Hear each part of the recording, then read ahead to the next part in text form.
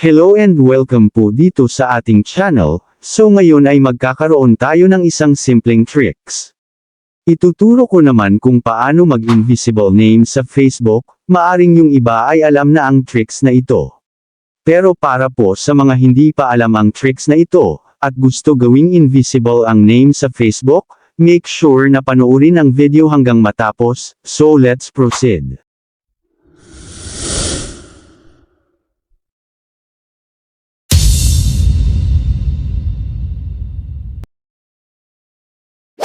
So ang una natin gawin ay pumunta sa ating Facebook. Tapos ay i-click ang 3 horizontal lines sa may itaas. Then scroll up at hanapin nyo yung Settings and Privacy. E-tap nyo yan. Then e-tap nyo naman ang Settings. At dito tayo mapupunta, sa Meta Account Center. E-tap lang po natin ang Meta Account Center. Then ang sunod nating gagawin, ay i-click po natin ang profile. Tapos dito ay i-click ang Facebook account nyo. Tapos ang sunod ay i-click nyo naman ang name.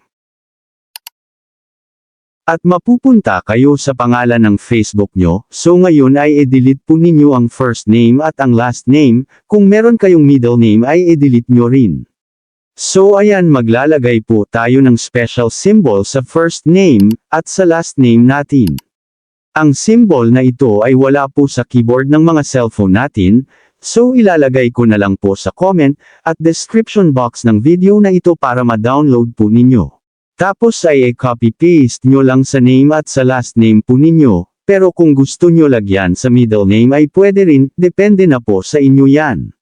So once na mailagay na natin yung symbol, ay i-click ang Review Change.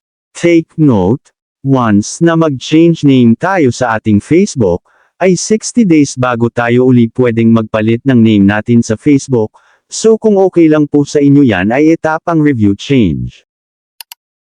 So ganito na yung makikita natin sa ating Facebook profile. Wala nang makikita na pangalan sa ibaba ng profile picture natin. Take note lang mga ka-tricks. Magiging invisible lang yung pangalan natin kung Facebook Lite ang gamit natin, pero kung Facebook na Blue naman, ay makikita pa rin yung inilagay natin na symbol. At paalala lang mga ka-tricks, kung magpapalit kayo ng Facebook name, ay pag-isipan po muna nyong mabuti, dahil maghihintay uli kayo ng another 60 days bago nyo ito muling mapalitan. So sana po ay nakatulong ang vlog na ito, isang like lang, ay malaking tulong na po sa channel natin. So ayan, sana po ay nagustuhan nyo ang video natin ngayon, at maraming salamat po sa mga nag-subscribe. At kung bago ka palang napadaan sa channel na ito, at gusto mo ng mga ganitong video, ay huwag po sana kalimutang mag-like, subscribe, at pindutin ang notification bell button, upang updated po kayo once na mag-upload ako ng bagong video. So thank you for watching, and God bless po sa lahat.